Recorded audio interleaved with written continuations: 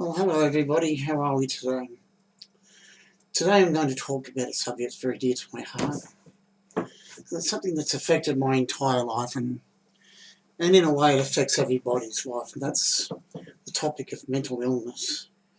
Now, some of you may be aware from one of my, or two of my previous videos I've discussed it before, but not to the depth that I wish to discuss it now.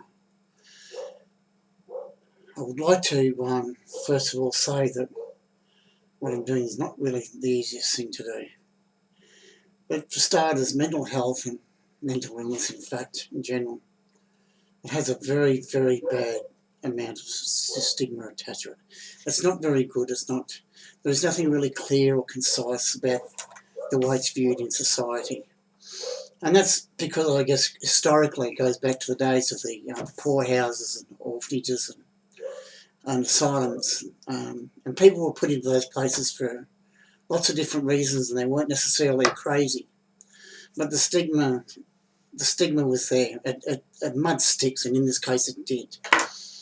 And there have been improvements over the years, and more humane approach was taken at the turn of the century, back into the 50s and early 60s. They started bringing in ECT, or electroconvulsive treatment, which is where they place electrodes to the side of your head, and voltages pass through one side of the brain to the other side. And that's meant to help, especially with some cases of depression and what have you.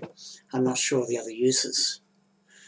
There is a lot of bad publicity around mental health and its treatment, and people with mental health issues are seen as being somewhat not all right in the head and a whole heap of things, and basically they're never given a chance. It's probably one of the worst of worst disabilities to have for anybody. But let's face it, none of us are born perfect. We've all got flaws, whether it be physical or a mental health issue. And some of us have lack of social skills and an inability to communicate properly with other people. And that is the case in mental illness. There's a lot of, because of the alienation that occurs in society, because one is mentally ill, and depending on the severity and how well it's controlled, a lot of people with mental health issues are unemployed because of the stigma, but also because they're not given the chance, even if they are symptomatic at the time, to actually show what skills they really have. And a lot of them are very intelligent and very skillful people. They just need that opportunity, and society in general doesn't like that sort of thing. You've only got to look at the percentages of disabled people across the board, and you'll see that people with Down syndrome, autism, and things like that, they don't always fit into the workforce because they've got a disability. And a mental illness is no different. There's an awful lot of bad publicity, as I've said. And in my case, well, it's no different. My outcomes are a little bit different. Not much better, but they are different. I would appeal to you out there that if you come across someone who's mentally ill, whether it be in a church or a sporting community, give them a hand, give them a chance. Reach out. They need that. They need that reassurance. They need that love and acceptance. We all need it to a point. And always remember, be a little bit humble, because as I've said, none of us are perfect. We're all flawed in one way or another. None of us will ever be perfect. Now, getting back to my story. Now, as I said, I was born with ADHD as a child, and I quickly developed a borderline personality disorder and post-traumatic stress disorder, which has now become a complex post-traumatic stress disorder. Now, borderline personality disorder doesn't mean that you're half crazy or whatever, you've got split personalities. So a lot of that's just absolute trash. What it does mean is that a borderline personality mostly comes about through abuse. In my case, it started out during my childhood. I was abused at home and I was abused at school. I felt like I never fitted in. When I was 8, I remember I tried to commit suicide by swallowing some tablets. Well, that didn't happen. I never told anybody about it. Not that it would have made any difference to my parents. They weren't very nice people. Do I forgive them? Absolutely. They didn't know any better. They had their own issues, and they just weren't good parents. You should never hate people. You've got to learn to love people regardless. And that's not always an easy thing to do. It's actually a very hard thing to do, is to forgive and to love people regardless of what they're like. Now, I wanted to get out of home very quickly. I was doing really bad in the last half of my primary school. I remember I was doing on the gymnastics team, and I was actually being kicked off because my performance, it just dropped off because I just couldn't focus. My schoolwork just died off. I was just so focused and so full of fear. And that was where my focus is, that I couldn't concentrate. In the end, I did overcome that. I overcame that, and I managed to stay on the gymnastics team, and we won. And that was really good. For me, that was a bit of an achievement that I can look back on. It may not be much, but for me it's a lot. Went into high school, and things just deteriorated from there. I was expelled from high school. I was asked to leave because I didn't think that I'd benefit from it, and that's very true, I wouldn't have. I was so full of trauma and so full of issues in my own life, and I wanted to get away from my family. An opportunity came for me to join the racing stables. Now, that's when things came to a crunch. Things really sort of escalated. I went into a stable at a Victorian race course, and it was a bit of a culture shock. My boss and the other employees and other apprentices and that, they were just violent. They were just violent and disgusting in every way. And I had to put up with violence, and on a few occasions I put up with sexual assault against me. And that was really, I was shocked. I was in a state of shock. I was overwhelmed by it all. The overwhelming part was I'd gone from a violent family background into a violent workforce. And there was nowhere to turn. I had nothing, no one to turn to. After a few months, I just exploded. I remember it really well. Stable foreman was in the box, and I locked him in.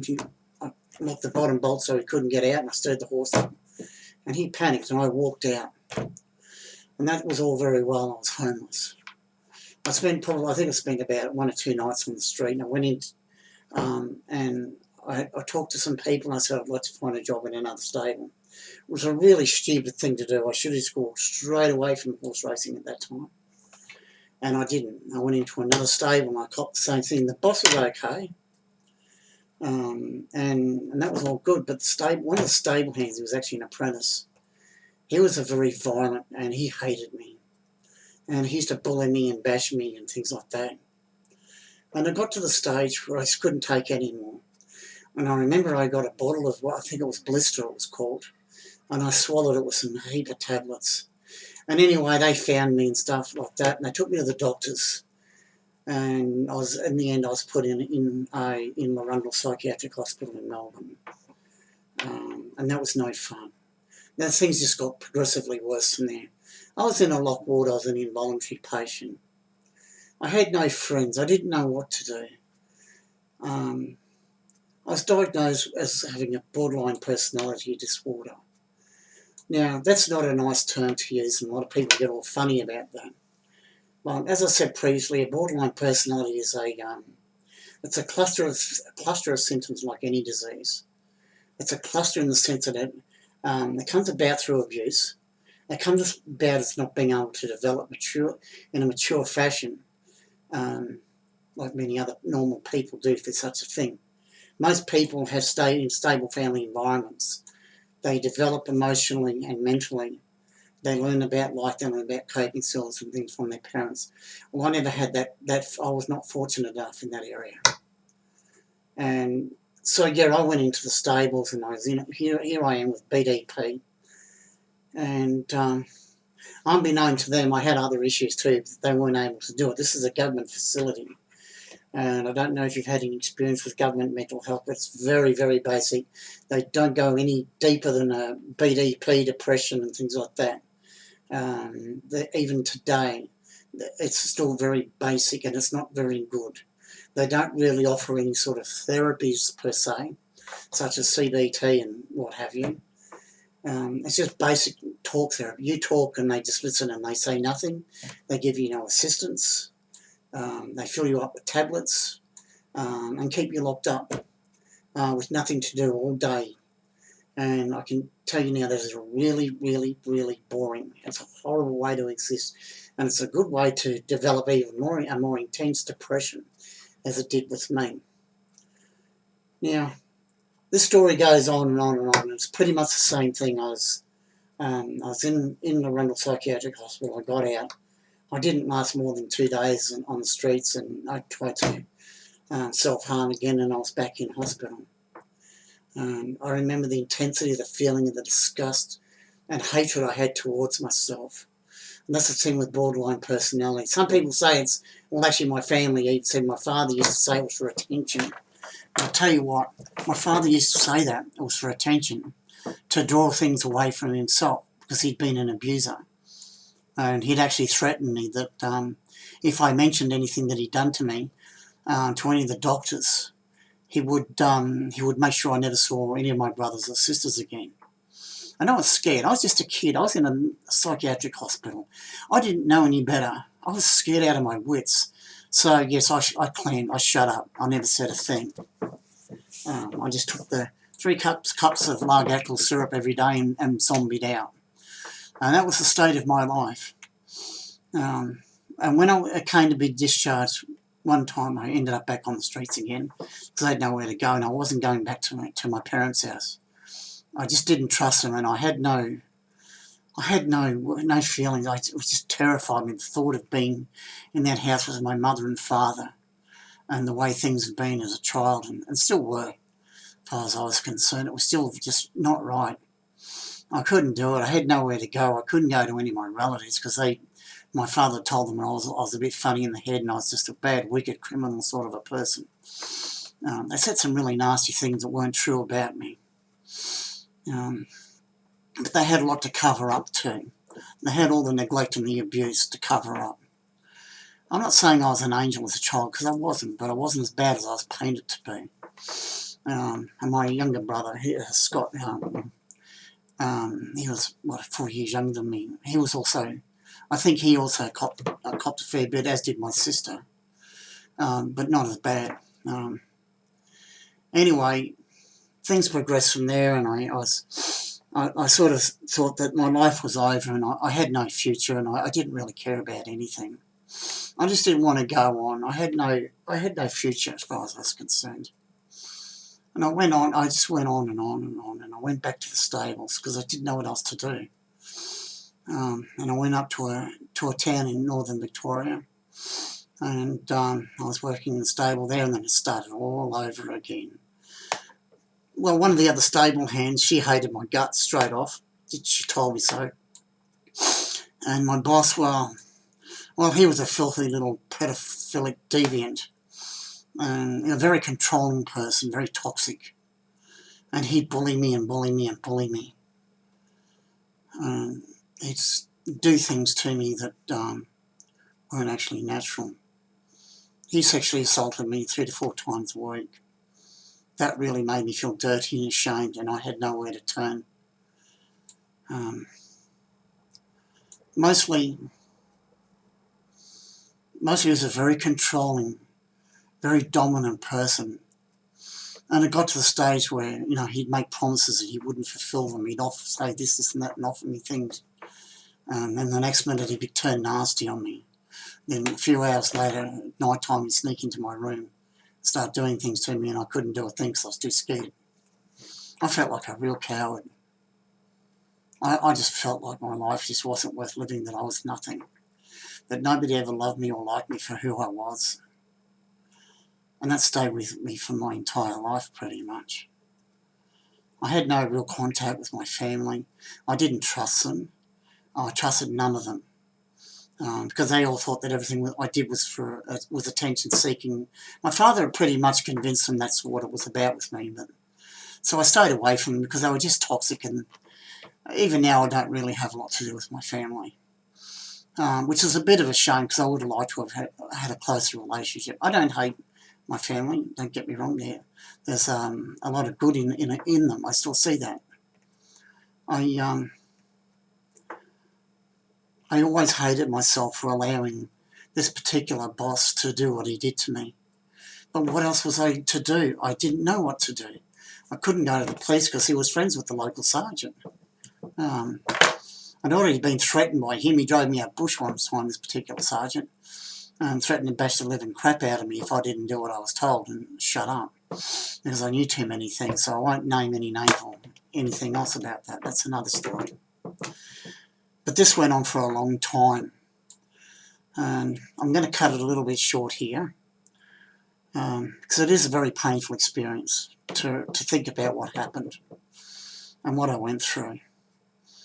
I ended up leaving, and I walked away completely. And I was in and out of some psychiatric hospitals because I was still suicidal, still self-harmed, and I hated myself still so much. I had nothing, and I had nobody. One particular time, I really blew it in Geelong, and a good thing came out of it. I was in the Geelong hospital and that, and my psychiatrist, he was a really good bloke. He was a Christian, which I didn't realise at the time. But he sat on the bed with me one day and he put his arms around me. And I shirked back because I wasn't used to people doing this sort of thing. I thought there was something up.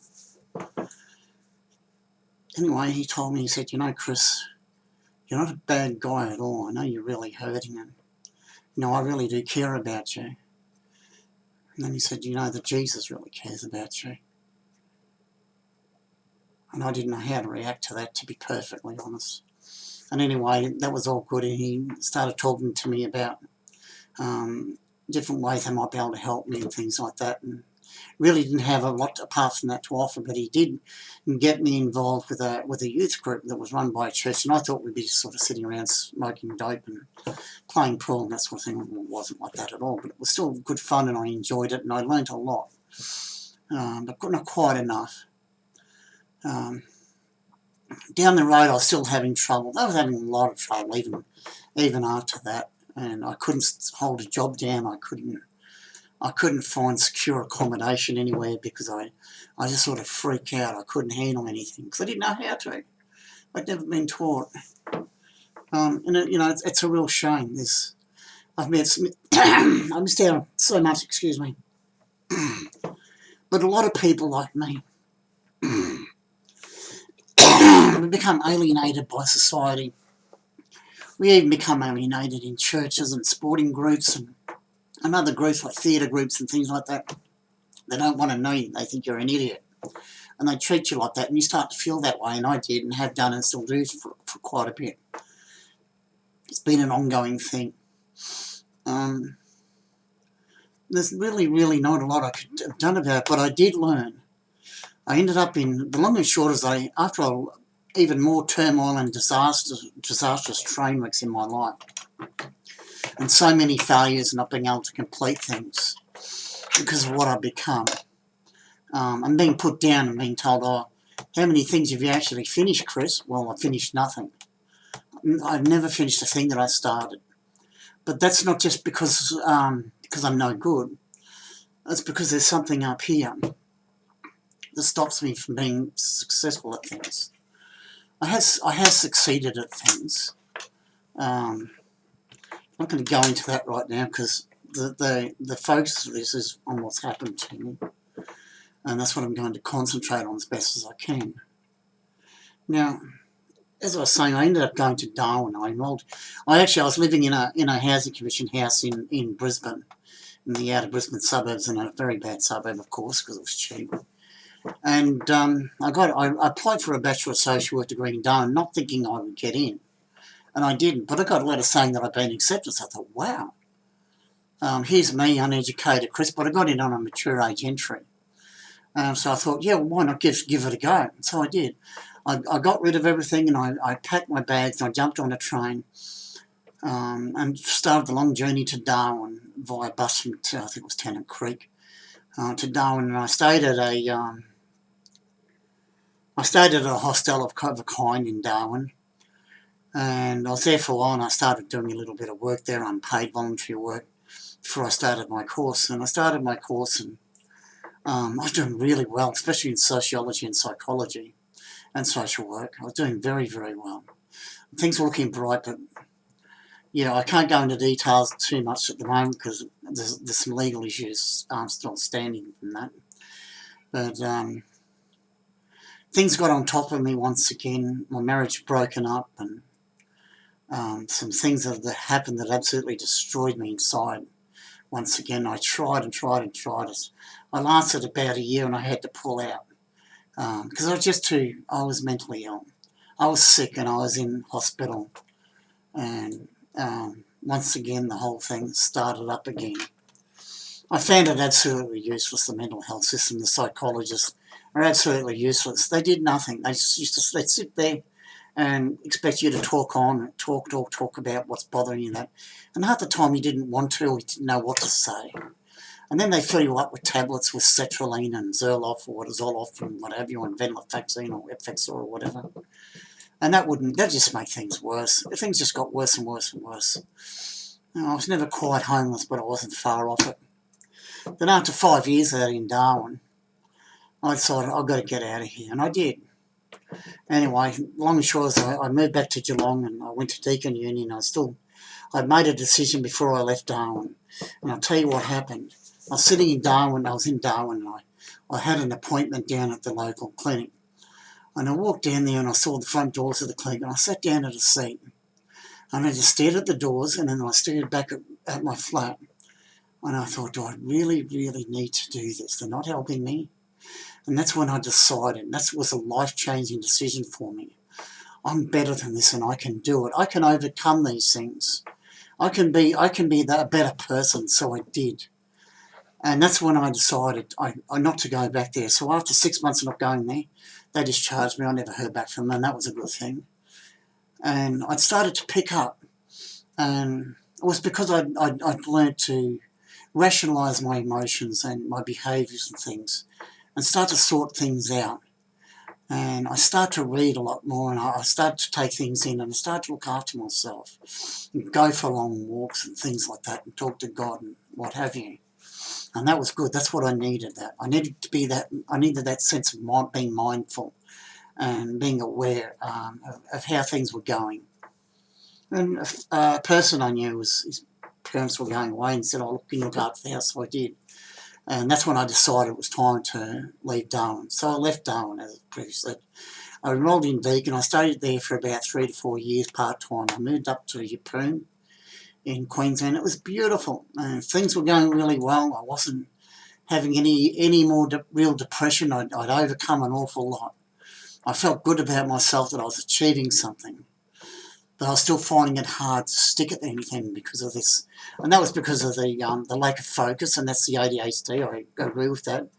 That side of things, that was still affecting me after, because I'd had ADHD since birth. That's been well and truly done. But I also developed CPTSD, which is a complex post-traumatic stress disorder. And it's called that for the reason there's more than one situation that has been extremely traumatising. There have been multiple situations of trauma. And that includes the sexual abuse and everything else that I went through. I even went through a period where I had what I thought was a good mate who was just totally toxic and just screwed me and nearly got me killed on a few occasions. Some very risky behaviours. And I thank God that he's not in my life anymore, and I hope he never does. I'm going to actually leave it here. We've done nearly 25 minutes. Yes. And I'll continue on, but this is just a basic run through of my life, my struggle with mental health, some of the things that I went through. And it wasn't perfect after that. And just to give you a little, next time around, I'm going to be talking about my marriage. I'm not going to go into too much detail. My first marriage was not good, and a few other things that happened that weren't good either, and the lack of support that I never had either. And I had to do things on my own. Most of the time I've been on my own and done everything. Not so much now. I've got a beautiful wife who loves me to death and a beautiful dog. And there's some really nice people out there as well on my Facebook page who really do care about me. So I'm going to leave it for now, and I hope you all have a good week and have a good day, and I wish you all the best. Thank you.